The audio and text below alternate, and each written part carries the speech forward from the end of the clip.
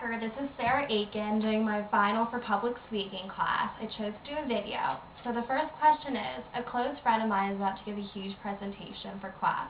Since I took your public speaking class, my friend believes I'm an excellent orator, and rightfully so.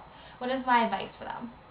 Sarah, I have a huge psych presentation for my class on Thursday. It's like 1/3 of my grade, and I present it in front of 300 people. Oh, wow. I'm so nervous. Yeah, can you have any pointers for me? Because I know you took public speaking already. Well, okay, my first advice would be know your audience. Because your speech will depend on what kind of audience you're speaking to. So as you said, Yeah. it's a psych class, you're going to make it appropriate for the age group of the class and what the topic is. Because say you're giving a speech to a 5-year-old and a 6-year-old, your topic's going to be totally different. And it has to be changed to fit them and keep their attention going. Yeah. You also don't want to do anything that could offend someone, like gay marriage or why blondes better than brunettes, just any kind of topic or religion issues that would be offensive, just anything that will make someone offended, you want to stay clear of so your audience doesn't feel hurt at the end of your speech. That sounds like a lot of good advice. How can I really grab the audience's attention though? I really want to engage them right off the bat. My first advice would be eye contact, eye contact, eye contact. Because if you're not, you're honestly going to get bored. You want to maintain your eye contact, memorize that speech is very important, so when you're giving it, you can look at your audience, really engage with them, catch their attention. So I know if I'm listening to someone who isn't looking at me, I'm probably going to daze off because they're not giving me the time of day. And also I would say start with like a quote, key phrase, something that catches the statistics, something that gets their attention from the start. Because if I'm like don't get attention from the start, I'm bored. And with a 7-minute speech, you definitely want to start off strong. I know when I use quotes, I always got great grades for that, and compliments from Professor Packer. And finally, own that podium. Work it, because you want them to know you're up there, you're commanding it, and you know what you're doing. That sounds great. I think I'll try those.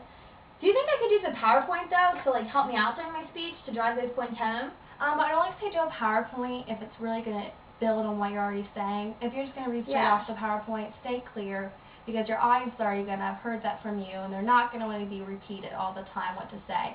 So if you put like keynotes in your PowerPoint and then build upon them, that's when you should use a PowerPoint for sure. Yeah. It's just, I'm sure you got nervous at first, and I'm so nervous because it's so many people. Oh yeah. What can I do to help that, or like get away from that? I would just say practice, practice, practice. You want to memorize your speech, be prepared, because if you're up there shaking, if you're up there twitching, it's going to distract your audience, and your audience is just going to watch your feet wobble on the floor and not listen to your speech. Yeah. So I would say first is just practice yourself, really memorize the speech. Then I can be your audience. You can move up to one person, practice in front of them, and then gradually make it to more people. So when the time you get up to do your speech in front of your psych class, you don't just freeze up there, you're used to saying in front of someone. Yeah. Maybe I could say it in front of you first. Yeah, of course. I'll definitely help you out with that. Yeah. Can I use note cards though, just in case I get up there and freak out and forget my speech? Oh my god, of course you can. You can either use flashcards or like type key phrases on a piece of paper. Because you don't want to type out the whole report, because then you're just going to read off of it, and that's not good. Because then you can't do eye contact. So if you do key phrases, so if you get lost up there, you can look down and say, oh, yes, I remember this, and keep going as if you didn't lose your place. Yeah.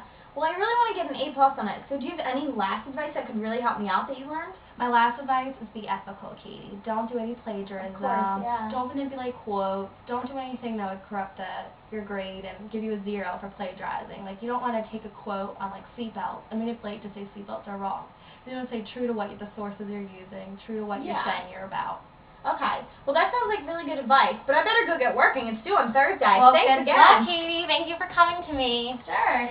Okay, Professor Packer, the second question I chose to do is I've listened to a lot of speeches over the course of the semester. Which one's my favorite? And it can't be one of my own. Make the case for why this speech was my favorite. Well, I'd have to say my favorite speech was Carrie's persuasive speech on why we shouldn't have children. From the moment she got up to the podium, she commanded it, caught my attention, and started off strongly. She then quoted her sources very accurately and used good things to catch my eye. Like, she would say why I think I should have children, and then say wrong, and then tell me why it's wrong and why I shouldn't have children. So she really got her point across, and she made me really doubt having children. So it really was a great persuasive speech. She also just caught my attention. She stayed focused. She never laughed once, which would be really hard in a speech like hers. So throughout the rest of the speeches that day, I compared everyone to Carrie's, and it just stayed in my mind the whole time, but nobody ever lived up to it. So I'd definitely say Carrie was my favorite speech because she did everything that makes a good speech, and she just stayed focused, caught my attention, used key facts, had her speech memorized, so she wasn't just reading off it, so she did a great job. Well, thanks, Professor Packer, for listening to my final. Hope you liked it.